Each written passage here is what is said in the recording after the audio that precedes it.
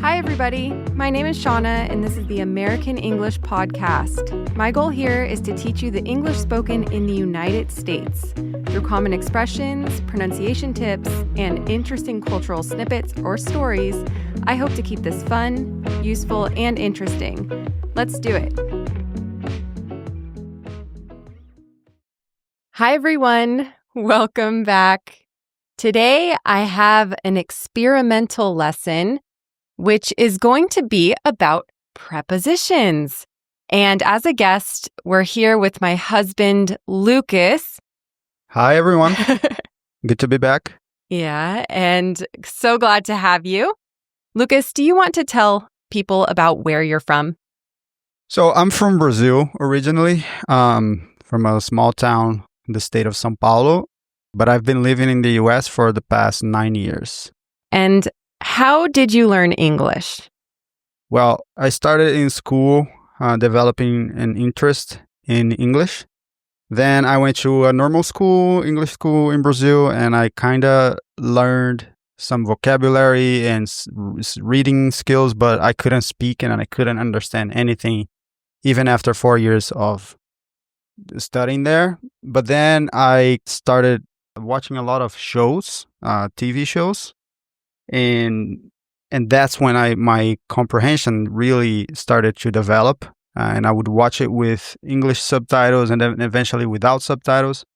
But I still couldn't speak. And then that's when I met Shauna. She was my teacher at first. And after 6 months speaking to her and actually actively practicing, I finally started speaking. Mm-hmm. And then from there, she helped me, hone my English skills, and yeah, I think I can get by today. You can get by, you can hold a conversation definitely very well. One thing, though, that we always touch on in our house is prepositions. The hardest, the menace of foreigners trying to learn English is the prepositions. Yeah, so after knowing each other for about 10 years, and after many, many situations correcting prepositions, we keep coming back to them. Because Lucas is an advanced speaker and he listens to English on a daily basis, not just talking to me and listening to me, but through all of the content he listens to. I mean, your podcasts are all in English. Yeah. Your shows are all in English. Yeah, probably 95% of what I listen to is in English. Yeah. Right. And so for that reason, I have to say prepositions are not always intuitive. Because of that, I thought, why don't we try to solve this preposition problem? Because in my eyes, that's sort of what it is. It's not that prepositions are ruining the conversation when they're wrong. It's not that I'm confused by what is trying to be conveyed. It's just simply the one last little touch to make a full conversation 100% correct. So what I would like to do, Lucas, is honestly, it's fairly simple. So we're going to start. I'm going to ask Lucas a question, a quiz question. What is the preposition? Then we're going to go through some personal examples using that verb preposition combo. So we're going to bring it back to our own lives and use it in everyday contexts. The last little point I'm going to tell you is a fun fact about the United States using that preposition. And we're going to do about 10 of these. We're going to try to get to 10 of them. Oh boy. Wish me luck. And my question for you listeners is whether or not you like this format. You can go to the comments section, the episode show notes in your podcast player, and right down below, you can just leave me a comment. Let me know what you think. All right? These podcast episodes are made for you guys, so if there's room for improvement, just let me know. All right, so we're going to begin. I'm going to turn my computer screen so that Lucas cannot see what I'm doing over here. This is going to be very authentic. And are you ready? Yeah, I guess. Number 1, invest. He decided to invest real estate instead of the stock market.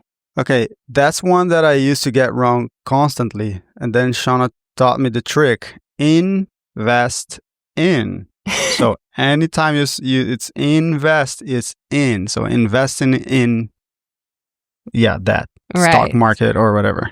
All right. So Lucas, have you ever invested in something that really paid off or didn't? Yeah, some stocks in the past we invested some money in and they made us some money. Not something that's like, wow, changed our lives. But if you put time in it and invest time in it, you can make some money. Yeah. Don't go investing in the stock market if you don't do your research. Been there, done that. Not a good decision. Okay. Is there an area in your life in which you would like to invest more time? Yes. I wish I could have more time to invest in learning piano. It's an instrument that I admire and I can play a little bit, but it needs more commitment and time. Yeah, it's kind of hard with kids, right? Yep. Finding time for hobbies exactly. is just, that's hard. So, invest in. So my fun fact is in the late 1800s, Andrew Carnegie decided to invest in steel production instead of iron. That choice transformed Pittsburgh into the steel capital of the U.S. and made him one of the richest men of his era. Cool. Yeah. All right. Carnegie. Next. All right. To be interested. So, Lucas, are you interested quilting? First of all, what's quilting again? It's where you connect pieces of fabric by sewing them together with a needle and thread or possibly with a sewing machine. And now I'm already overthinking. I think it's in. I put too much on your plate, huh? Let's start. I think it's in. I'm not interested in quilting. Okay. I'm going with the same logic. Interested in. Correct. Is that correct? Yeah, that's correct. Yay. Yay. All right. So you mentioned that you mentioned previously that you wish you had more time to invest in learning piano. When you were a kid, what were you most interested in? And 1 second before you answer this, notice how I'm ending the question in a preposition. A lot of language teachers growing up in the United States told us never end a sentence in a preposition. In spoken American English, we regularly end questions in a preposition. And if someone tries to argue that, then ask them to rephrase this question. When you were a kid, what were you most interested in? They're not going to say, in what topic were you most interested? It sounds so weird, right? That sounds like a lawyer. Right. In a court. It's too formal. Yeah. So I'm going to go against a lot of the grammar teachers. It's fine to end a question in a preposition, especially with these. When they're fixed, we always use the specific preposition with that specific verb, which we might also call a collocation. All right. So Lucas, once again, bringing it back.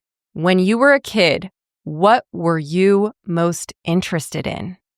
So funny fact is that when I was a kid, my sister and my dad tried to push me to learn the piano, but I was way more interested in learning the guitar. Today, I regret that, and I'm going to push my kids to learn the piano. But why is it better to learn piano first? Because it's a more straightforward approach to learning music in general, learning intervals, scales, chords, and that can be transposed to other instruments, that knowledge. And you can't do the same from the guitar to the piano. You can, but it's such a different. Like the notes are arranged in a whole different way in the guitar, and in the piano is arranged in order, so it's more logical. Right. On the guitar. On the guitar. There you go. They're arranged differently on the guitar. There you go. Yeah. So that is interesting. I would never have guessed. Lucas, if you guys are not aware, is a musician, professional musician. He did not go to school for music, yet he is on the radio in Brazil all the time. Yep. All right. So moving on to our next fact. In the 1960s, Americans became deeply interested in space exploration. Families gathered around TVs to watch the Apollo missions, and kids dreamed of becoming astronauts. One small step for man, one giant leap for mankind. Lucas, was it common in Brazil for young kids to be interested in space exploration? Yeah. Astronaut and fireman was like, the main career choices. Yeah, the main thing when you're like 5 years old. Number 3, to participate or to take part. Right, so it's the same thing, same idea, same concept. So it's going to be the same preposition. Is one is wrong and one is right? No. So typically when you hear verbs that have the same meaning, they're going to have the same preposition. So participate and to take part are synonyms. They mean the same thing. So the preposition is going to be the same. I'm going to go with in. In, okay. Yes, because that, here's the thing about prepositions for a foreigner. It's a memory game. Some things are obvious, like surface stuff on the surface or in your body and stuff Location, like that. prepositions. Location, preposition. There's logic behind it. But in this case, for instance, you just got to memorize. And yeah. Okay. So you're going with in. Yes. You're correct. Take part in. In my head, it sounds right. Okay. Maybe because I heard it before, but I cannot be 100% like, oh, this is it yet with that one. Okay. You are correct. Yay. Right? So when I was a kid, I took part in a lot of activities. I took part in the school choir. I took part in folk dancing. I took part in the school band. Did you take part in any activities when you were in school? Yes, I tried to take part in soccer, but I wasn't good. But then I was always doing something related to music. That was the school band, and when there was events, I was always with the guitar playing. So, yeah. So you were not just a homebody. No. Hanging out. Yeah, I was always... Couch potato. Nope, I was always related, like always playing something somewhere with my guitar. Good. Can you share a memory of participating in an event that left a big impression on you? Yes, I remember in elementary school, I was taking part in how do you say it? I took part in. Not unless you want to specify that something else interrupted that first action. I was taking part in an event when a hurricane swept through and we all, That makes sense. Yeah, but I remember I took part in an event that was a circus event, and everybody had to play a different role, and I was a clown that played the guitar. So it was very random, but I never forgot because it was so ridiculous. And that was at school? It was, elementary school. Elementary school. And did you have your face painted and hair all? Full on with the shoe that was really long and my guitar, and it was like, I for sure I was having fun, but today I look at it, I was like, oh, that was so random. Did your parents take any pictures of that? I feel like they don't have too many pictures, but those are the good ones. Yeah, my family was not very good at taking pictures. It was not a thing, unfortunately. Yeah, unfortunately. All right, that's great. All right, here's the fun fact. Every year, millions of Americans participate in the 4th of July by attending parades, fireworks shows, and community barbecues. Or proposing. Or proposing, right? Oh, right. Yeah, Lucas, what happened on the 4th of July? No, you tell them. Oh, yeah, Lucas proposed to me on the 4th of July. On the 4th of July. While the fireworks were going in the bursting. background. Very cheesy. He was singing in my ear. All right, number 4, to spend money, right? You might spend, time, you might spend money, you might spend other resources, but time and money are the main ones I think of when thinking about to spend. All right, so what preposition goes along with to spend? Okay, so I think I am pretty sure the answer is on because we use this a lot. This is a preposition that comes in conversation a lot. It comes up in conversation. Comes up in conversation a lot. So yeah, you spend money on this and that. You spend time on X and Y. Yeah. And Lucas, what do you like to spend money on? I like to spend money on food without any regrets. Okay. Whatever I sometimes you think you want to eat something and then I'd rather spend money on that than on a fancy shoe or clothes or stuff like that. And sometimes I need to spend money on music gear, to stay fresh in my career. But those are the two main things. And so those are the things that excite you most, the gear and then food, like eating at a nice restaurant. And playing a nice guitar. Yeah. How about you?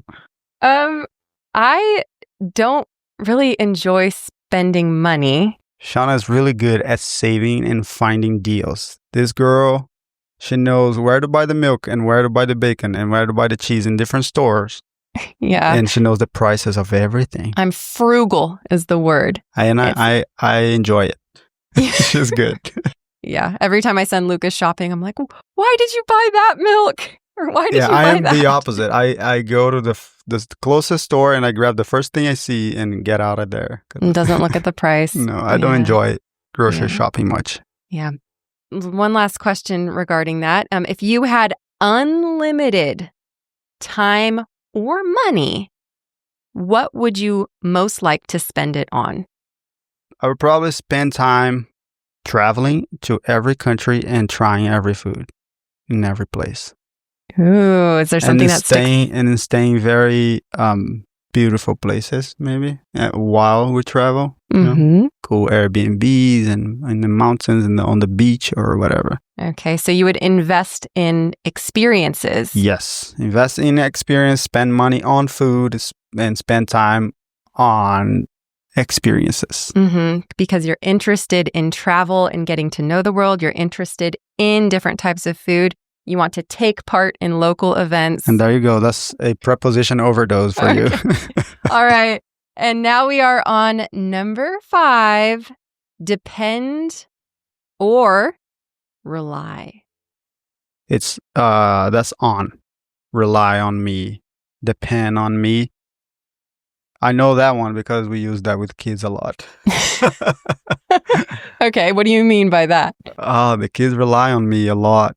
Okay. And they depend on us a lot. And, it comes up in conversation. In what areas do they depend on you? Mostly attention, I would say. They rely on your interactions with them a lot. They thrive on that. And then other than that is food, hygiene, and they rely on us for hygiene. Yeah, because we have to force them to get into the shower. Yeah, you gotta kind of force them to take a shower, brush their teeth, pee, and clean their butts. So, I hope that doesn't last much longer. Man, I know. I can't wait for them to be independent. Actually, the word dependent and independent have that word depend in there, right? And actually, it's kind of funny. There's actually adult diapers that are called Depends. No, that makes sense. that makes a lot of sense.